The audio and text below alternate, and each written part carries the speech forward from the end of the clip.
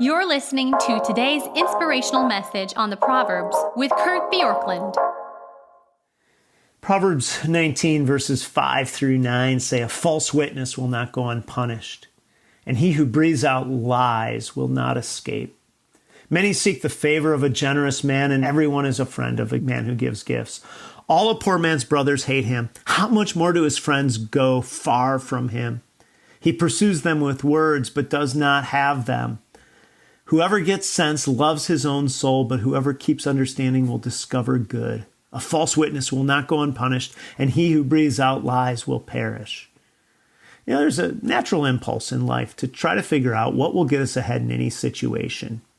And when we look at these verses together, I think what we see is that there are three ways that may yield short-term results that don't ultimately work out well. And then there's one way that is positive.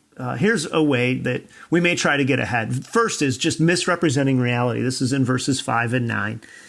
And this is often attempted as a way to get ahead, and it's in this little phrase, a false witness. And what a false witness is one who bends, twists, or outright lies about facts in order to spin something in his or her favor. Saying this will not go unpunished implies that any success garnered through misrepresenting reality will be short-lived. You may get ahead in the moment, but there will be a time when others will lose respect for you or trust in you due to you cutting this corner. The second way that we may try to get ahead is currying favor with the powerful. Verse 6 says, "Many will befriend those who are rich and powerful," or just says rich, but power is implied with money. And they have the hope that in doing this, that those people will help them get along. Now, certainly there's some wisdom in this approach. Proverbs chapter 20, verse 2 points to this. But it can be disingenuous, and it's often spotted as such. Few things will turn someone off as much as the perception that they are merely being used because of some perceived good that they can bring to us. Genuine interest in people is always better than using people. And then verse 7 speaks about avoiding responsibility and the propensity to leech off others.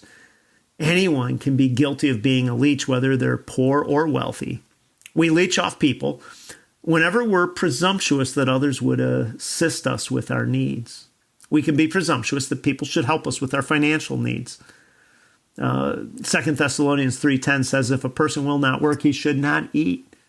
It's important to take responsibility for our own financial needs.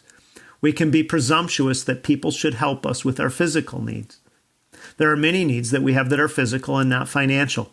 Well, help that is freely offered is to be deeply appreciated. Help that is expected is often begrudgingly offered and leads to damaged relationships. We can be presumptuous that people should help us with our emotional needs. This happens when we want people to care for us, by contacting us, by listening to us. But we need to know that we can wear people out with our neediness. Leeching off others is a way to avoid personal responsibility, and the best approach to getting our needs met is ultimately to not try to get them met illegitimately. And verse 8 speaks here about getting wisdom. It says, "Whoever gets sense loves his own soul, and whoever keeps understanding will discover good." Good here is the word tabah.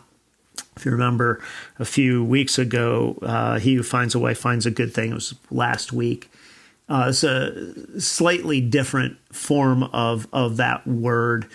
And here the word has the idea of speaking. The implication is that gaining understanding lets us speak in public a way that is pleasing.